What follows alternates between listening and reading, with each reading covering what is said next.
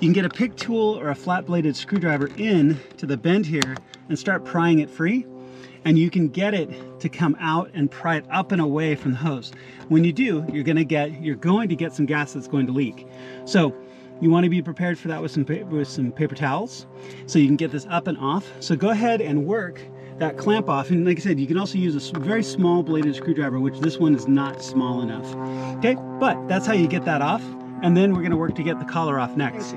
All right, so a couple of things here really quickly. So I was able to get a flat bladed screwdriver in and kind of pry this flange away. And as you can see, it's now off these little ratcheting clip marks. And now this is loose. Now we're replacing the pump, so you don't have to worry about it as much. But at the same time, you don't want to crank on it too hard and break that nipple off. But you should be able to start to work this hose off. Now, it's been on for a long time. In this case, probably 21 years. So you're gonna have to pry at it a little bit and slowly work at the hose to get it to back up and off. I'm also gonna loosen this clamp a little bit more so it's not providing any resistance whatsoever. There we go. You can see it's up and out of the way now.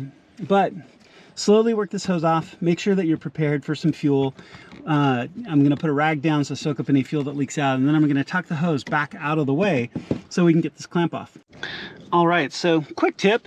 If you have to, you can have this 90-degree pick. I actually worked it up between the plastic nipple and the hose and kind of worked this around the inside perimeter, because I mean, this hasn't been off for a long time. So kind of breaking that seal that it had allowed it to start to move back, and then I moved it back very carefully.